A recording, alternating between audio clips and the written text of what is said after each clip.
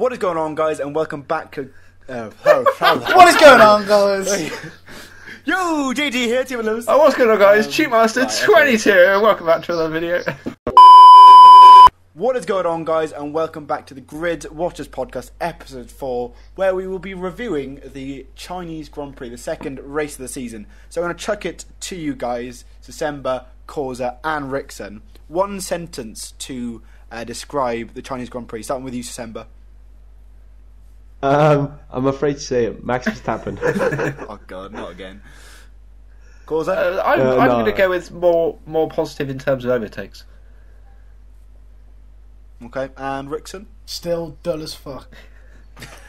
Straight in there with the swear words. There goes the PG rating. Yep. Mine's similar with Rixon's. Yet another boring race. I think the start of it was quite good. The first 10 laps, and then it was just utter wank. It was lots of overtaking at the start with safety car, the virtual safety car, then the safety car, and that was about it. Unless you guys saw something more than I did. Nope, I saw nothing because I fell asleep and missed the first 10 laps, which actually... everything happened on, and then throughout the rest I was just doing nothing, kind of watching cars attempt to overtake down the DRS straight, not getting close enough until one of them had to outbrake themselves into the hairpin and then losing a place. Like, there was no overtaking throughout the race, apart from Max, obviously, but... No, Vettel as well around the outside of Ricardo. Vettel. Yeah, but I'm talking about there wasn't an overtake each lap. No, this is true. Yeah, there was a long portion of near the end of the race where there was no overtakes. And it was so depressing to watch. So I mean, you were basically hoping for a retirement just to get some live into it. Yeah, it wasn't the... I guess you could say it was better than Australia, but still not good enough. You know, Bahrain this weekend, hopefully it's better. But if you talk about the starts, Carlos Sainz on dry tyres to start. What do you think about that? I guess it worked in the end. You could call it a silly strategy or a great call, really. I thought it was a great strategy, finishing 7th in the end. Great points for Toro Rosso. It worked in the end, but it was 75-80% luck. Yeah. You might as well just binned it into turn 2. Yeah, that is true. Yeah, he did spin going into... He clipped the wall, didn't he? That was probably a nervy moment for him, wasn't it? He clipped the wall sort of around the tight left-hander in the first sector. Clipped it with his rear left. Because he was just spinning out of control everywhere, and you thought, is that going to be any damage? But no, it wasn't. Yeah, nothing too major, but it did work out in the end. But on the other hand, if he would have started on intermediates, I think with his pit strategy, he would have been more or less same position. Yeah. So I think it was an unnecessary risk. Yeah. On to, I guess, a rookie driver, Stroll. He crashed out again and contact with Perez. I think it was Stroll's fault. Is the verdict out on Stroll already? Do we think he's just another paid driver, another rich boy that's his dad paid in, or does he have quality? He's got a lot to learn. I'm tempted to give him 1 or 2 more races, but then Williams are really made their mind. For a Williams driver, he's one of the worst drivers I've ever seen. If he was in a Manor, I wouldn't care as much. Or in a Sauber. Worse than Maldonado? Yeah, much worse. Maldonado could actually finish a race. In my eyes, he doesn't look like he can finish a race. He's like, he's like a. How many cars has he been so far? Well, he did 1 in practice, did it in the first race, and now he's done it in China as well. So 3. That's 3 cars in 2 races, not including pre-season. To be honest, he's missed a very, very bright pink car in his mirror. I don't think he needs to learn racecraft. I think he needs to go to Specsavers. Like, it's an appalling mistake to make. Oh. He just missed it. I guess all we know is F1 the game, so we would have had proximity hours to know if there was anyone there. But it does seem that he just turned in on Perez, and Perez had the position, and he just I think racecraft and. Yeah, second race in a row, he's just crashed out. But yeah, he doesn't deserve that Williams seat, in my opinion. I think he should have given it another year, maybe an F2, and then got promoted. He would have been a great driver for Manor if they would still been a great step. I agree with that. Yeah.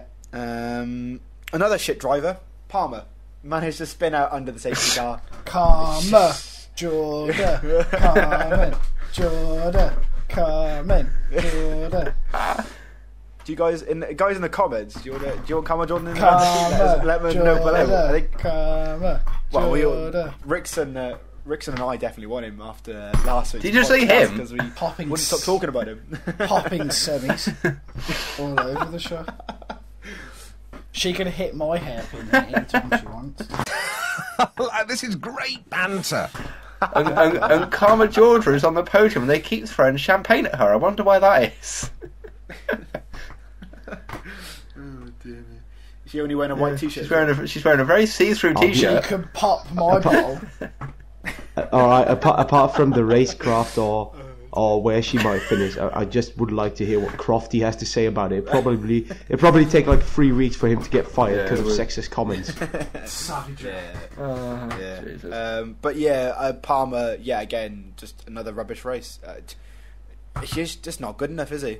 Yeah, he's got a lot of pressure. He was really hyped up. Like a lot of people said, he was the next Lewis Hamilton. For one, Lewis Hamilton isn't a white pasty posh boy. That's probably part to play in it. This is true. Okay, let's talk about the winner of the race, Lewis Hamilton. Rixon, that's your driver, your team. Happy to be back on top? I'd much rather see Karma Jorda on the top step. I think Lewis would as well.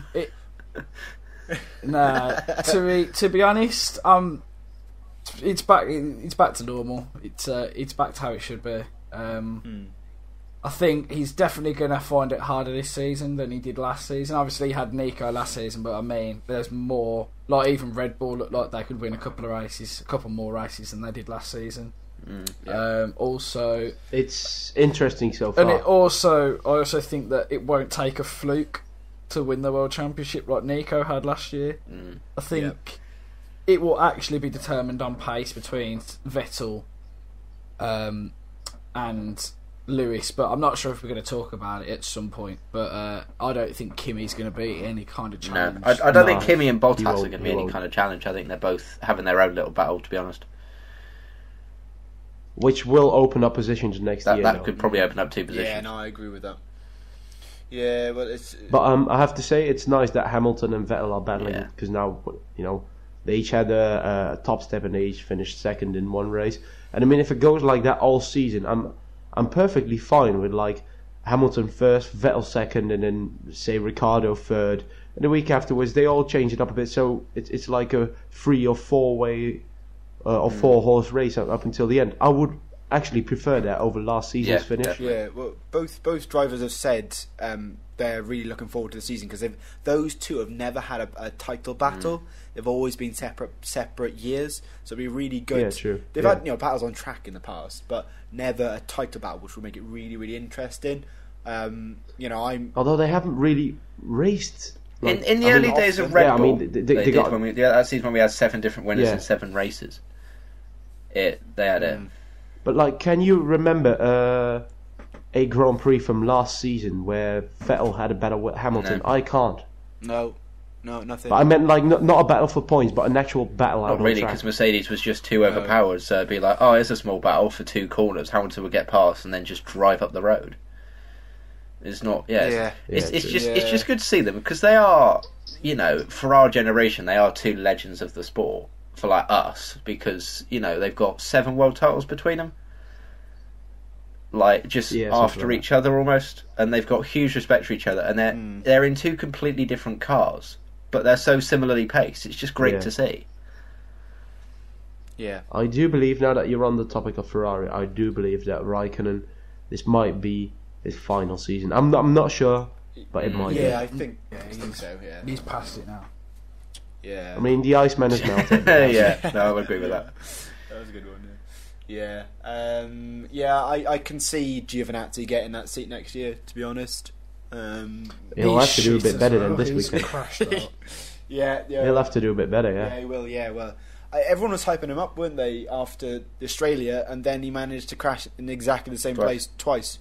in 2 days. Yeah, but to be fair, let's not. Australia was good, and then last weekend was. I mean, like Rixon said, it was really bad. It was shit. But let's not count him out yet, because that's So who said it? It was you, Cos, who said it. Verline has been confirmed for this weekend. He has been confirmed, which is unsurprising. There is one thing: Ferrari's for next season is now Verline is in Sauber, which is using Ferrari's engine. Got to deal with them. Whether Verline, instead of to Mercedes because he was in the Manor, whether he could go to Ferrari because he's in the Sauber. I can't see that happening just because he's... I don't know, contract-wise. Yeah, Verline's part of the Mercedes Driver Academy, like Ocon is, so I can't see that happening. Yeah, I guess. I mean, Giovinazzi, he had a horrible weekend, but, I mean, I don't think it's a smart move from Sauber pulling him out now. It depends if maybe Ferrari want him back to do some testing. Yeah, he's that might be true as well. I mean, I like Verline as a driver. Yeah. The things he could do with that Manor was actually quite good. Yeah, I guess. Yeah. On to the next team, Red Bull, our team, Secember. Good outing, wasn't it? 3rd and 4th. Max, again, just amazing. Going through the moment after qualifying, I texted him on Bayern and went like, it's going to rain tomorrow morning, so I think the first 5 laps will be crucial for the race, and it proven that it was like that, because. I mean, if he would have been in 11th after 5 laps, he never would have finished that high. But I have to say, hats off to the Red Bull team bosses, or pit crew. Fucking hell, crew chief. Oh, there goes the rating. The crew chiefs for just going like, we're not going to give you team orders or anything. Just battle it out on track, but keep it fair. I mean, hats off to that. I mean, they're a top tier team, and they just were like, nah, just have at it. And I have to say. Big respect to Ricciardo, but the mistake he made, well, not really a mistake, but locking up in the second to last corner in the hairpin. I mean, it was a lunge of despair, wasn't it? It was never going to work. And he probably knew it was wet there as well, but you got to risk it. But I mean, I never saw it going any other way than him locking up terribly. Yeah, although I think Max is lucky they scrapped that rule of moving under braking. It was yeah. If he would have done a move like that last year on a Ferrari car, oh god. Yeah. It wouldn't have been nice. But I mean, it was fair because he was turning in already. But still, as I saw it, I needed a change of pants afterwards. And I think Ricciardo did as well. I have a funny feeling that Verstappen's going to get that first team driver position over Ricciardo. I don't know if they have Ricciardo's achieved a lot more podiums, hasn't he? They don't currently, I know that, but Max is just so far in the first 2 races. He's just shown his class, and he's just a phenomenal driver. So, yeah, but I mean, Ricciardo has accumulated a lot more podiums for Red Bull, so I think it might take a bit more time. I think that race pace. If I'm honest, I think Max is the number 1 driver for this season. I know it's a bit. Probably it's only a couple of people that really think that, but I think Max is better than Daniel. Yeah. And then he's gonna fucking be mental in the future. But for now, I mean, I think for me, Daniel's kind of been quiet. He has been quieter than normal. Yeah. While Max has stolen the spotlight. I really expected Daniel to come through at his home Grand Prix, but he had a disappointing weekend, let's put it that way. But still, I was disappointed with Ricciardo. Like, after winter testing, I was like really looking forward to seeing him and Max battling it out for like maybe 2nd, 3rd place. I think we can all agree that Max is in the pipeline for a lot of world championships in the future. Like, he's going to be unreal. Oh, definitely, yeah. If he doesn't screw up his moves, like, I would like to see him stay at Red Bull, become world champion with Red Bull at least once, and then move on. Not move on next season or anything. That would be a bad move for him. I think the issues with his moving is that he's putting himself at risk of someone crashing into him. Yeah, true. I think that's the only issue. On to your team, Causa. McLaren, another 2 retirements. What's going on there? They need to sort their shit out. It was looking so good. Maybe not for Van Dorn, but for Alonso, it was looking so good for a decent part of that race. Like, Alonso, if he isn't showing his class now, when is he ever going to? Because he's like, how is he getting that McLaren Honda into 6th place? Because he was in 6th for a good portion of that, and it's like, really? And some of his team radio is just unbelievable. Like, someone telling him that Sainz is fastest over lap and him shouting back, but we're faster in the corners. Like, it's just beautiful. But it was when I heard that they had some sort of problem, just knew that it would be something to do with their engine or something to do with that, and it was a horroring moment for me just to hear that, to see McLaren Honda still not have any points. I read today that Alonso's going to decide his future in the summer, what he's going to do. So it'd be interesting to see what he. I mean, he's still one of the best drivers on the grid. Yeah, 100%. Oh yeah. It's just a shame he got fucked over and lied to. I think he'll decide his future after one lap of that new McLaren Honda engine in, when is it, Spain or Canada it comes in? Are they getting that new sort of upgraded engine? Monaco, question. Wasn't it? I think Monaco. The Honda. Welcome to Grid Watchers, the most informed podcast. It was 2 months ago, about 2 weeks ago. So let's say in 6-7 weeks. I reckon he'll decide after one lap of that new engine. Can we, maybe something for in the comments as well? But should McLaren ditch Honda? Yes, that's just the obvious question at this point. They should, but it's just going to cost a lot of money, which could put them at risk.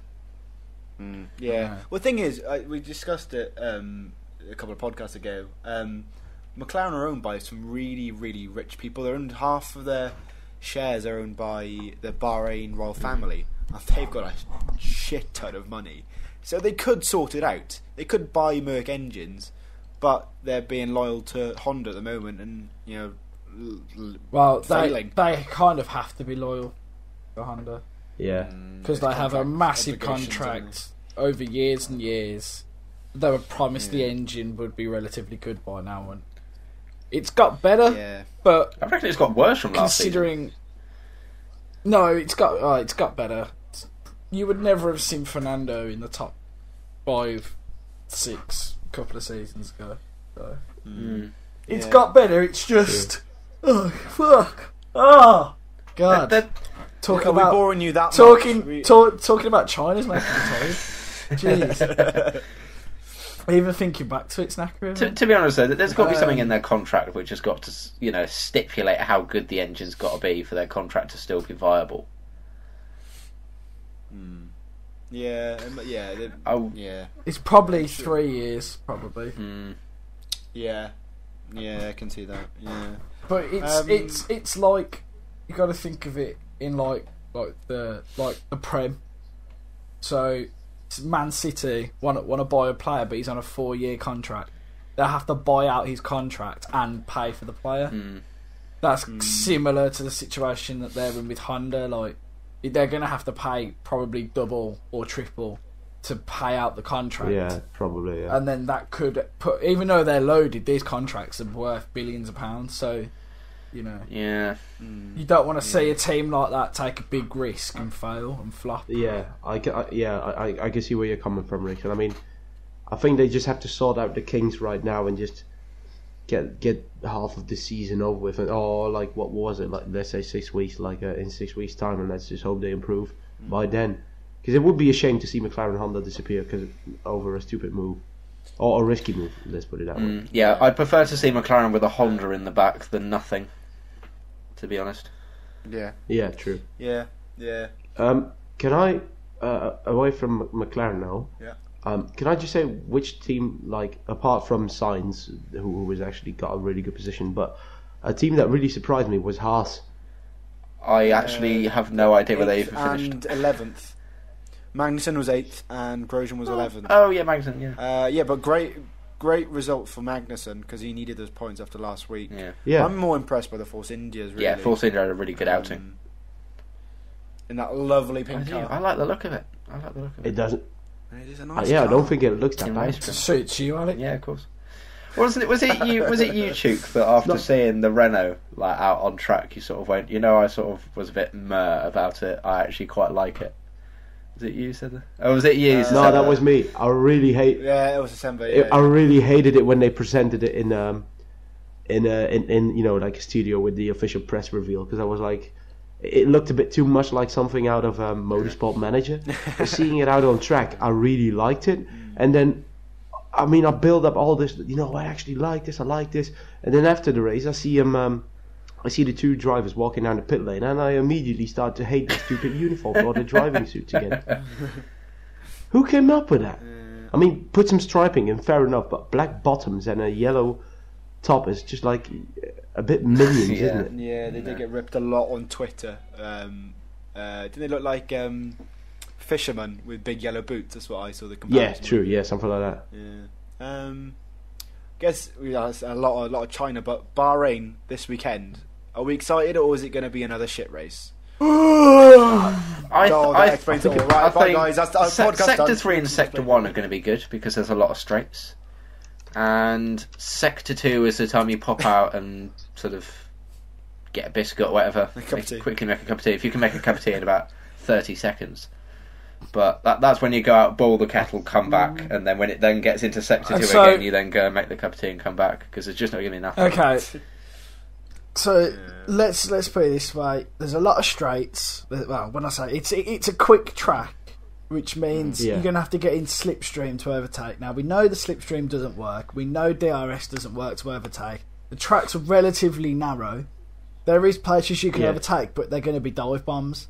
So and DRS. It's going to be an ugly race with not very many overtakes. And a few people crashing out, but someone will win by miles, because that's just what happens in Bahrain. Yeah. Just shouting it out now, so we can compare it maybe in the next podcast after the Grand Prix. The lap record at the moment is from Michael Schumacher in 2004, if I can see it right. It's a 1:30.25. Do you think it's going to get broken? I reckon they will all get broken. Maybe not Monza. But the rest of the tracks, the record will be broken. No problems, man. Yeah, I agree with that. No problem. Yeah, I think especially at places like Baku and like street circuits. Fast, high speed circuits, isn't it? Where the fast. I think the only one that will be safe is Monza, because obviously it's straight lines. Monza definitely, Yeah. Predictions then for the Bahrain Grand Prix. I'm gonna put a points table in the description as well from the last couple of weeks. I'm not sure who's winning. I haven't counted it yet. But I think it's me. Who? Who got it last? Was it you? Got it? You got the winner right last time? Yeah, I you said Hamilton as well. Did you say Hamilton? Okay, right. I said Vettel, so I'm behind. Bear in mind there's Australia as well. Well, I had 11 predictions. No, we're doing top 5. We'll do top 5. You can't get 11 because we've done 7. It is my podcast, Causa. Just do the top 2. Less effort that one. 2? First and second. No, top 3. The podium. The pole and the podium. So you get 4 points. The podium. Well, we'll do top 6.5 then. No, pole and podium. We'll do pole and podium is a good. We'll do top 3. Like in we'll between. do top 3. Right. So. Right, go on then, Rixon, you kick it off. Top 3 and pole for this weekend. Pole, Lewis. Podium, Lewis, Vettel, Bottas. Okay. I'm going to go pole, Lewis. Podium, Lewis, Vettel, and Ricciardo. Good banter, Alex. No, I genuinely reckon he'll get on the podium. Okay. I'm waiting for Causa to say Alonso on the podium at one point. Well, no, I mean, there's a joke, and then there's just being a bit thick. It's not going to happen. And Secember, your top 3 and pole. Pole position is going to be Vettel. Okay. All right. And then top 3 winner is going to be Lewis. Ooh. Followed by Vettel and Max. Okay. Whoa. Okay. And here comes Mr. Red Bull himself. Yeah. I'm gonna go. He's probably gonna go like top 3, like Max, Ricciardo, and Christian Horner. He's just like running behind. I was gonna go Karma Jordan, Stroll, and Banter. Bernardo, but, Bants. No, I'm gonna go Hamilton for pole. Hamilton to win as well. I'm going to agree with all of you guys. And then I think it's Secember as well. No, that's all of us. Max. You've said it, okay. We've all gone I'm for the the same I'm top the only one who two, said so we're either Vettel. all going to get 2 points or get none. Yes, but I'm the only one who said Vettel was going to get pole position. But hopefully it's a more entertaining race than the last two because it's getting dull. You know, the cars look great, but it's not great as a spectacle. Like I think we said when we were chatting the other day, bring back the old cars just because they were more overtaken. You know, it's I mean, I'd much rather them race like the medic car. Medic car and the safety car have a race. That'd just be much better to watch. That's called GT3, As mate. long as it's not the same safety car from a noob journey racing. Yeah, no, I'm fine with it. No, Colin, you can go past, but can we? Yeah, of course you can go past. No, you can't. Yeah. We did so well. We basically had half an hour without a plug. We just had to ruin it. Well done, guys. It is. No, I mean, plug podcast. I mean, I really hope the Bahrain Grand Prix is more interesting than the last two races. Hope so. It's in the afternoon, so maybe Rixon can stay awake now. I'm falling asleep now. God. But I have to say, I am, I do catch myself watching a lot more Formula 1 related content on Twitter than I am actually watching the race sometimes. I'll tell you what, the stuff on social media that they've now been able to do, all the highlights and all the drivers and staff that are putting loads of stuff on social media and the access that people are getting now with, like, what is the sort of pit lane passes or whatever they're called, paddock passes and stuff. Like, yeah, true. That is seriously good. It's a good. It's a good move. Amazing. It's opening up. And also on social media, even during the race, you've got obviously like brand managers and everything. Follow Renault and McLaren as well on Twitter. And McLaren, because they just don't give two shits. They're so banterous. It's like Mercedes is like, "Ooh, have a look at Nico." Oh, I mean Valtteri. And then they all just pop in, don't they? They try so hard. Yeah, but they only talk about themselves. Like, "Oh, look how well we qualified." But if Renault crashes out, they're like, "Well, that's our race over then," and then they just go about insulting another team. Who does that in a million pound sports race? Because they'll just be. Because I think Renault randomly tweeted something like, "Oh, the party doesn't start until we're there," and then McLaren went, "But we aren't there either." Yeah, and it was something stupid like that. It was great. Yeah, but can you imagine Barcelona? Like the official Barcelona account tweeting, "We won 2-0, but in other news, Real Madrid just lost 4-0. They wouldn't do that, would they? Great. No. Yeah. Just like, "Oh, the title race is heating up," as you get Sevilla tweeting back, "Well, I wouldn't quite say that." Yeah, you wouldn't get it in you football. Wouldn't, no. Strange, yeah, but I mean, it's nice. You just get a bit of a feeling with the teams. Like I follow the Red Bull official Red Bull page on Facebook. And sometimes they put like videos from, in the factory and everything. And it's nice to see the face of the man who's in charge of the tiny M6 bolt that goes somewhere in the gearbox. Yeah, I do like that. Yeah. I mean, yeah.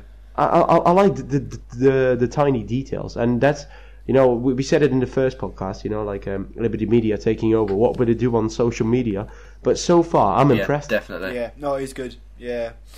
Right, I think that ends it for episode 4 of the Good Watcher podcast. If you enjoyed, don't forget to smash that like button and also subscribe to us all. As me, Tchouk Master, Causa LFC 96, Rixon, and December. I really need the subs. Please help me out. We want the subs. We need that ad money.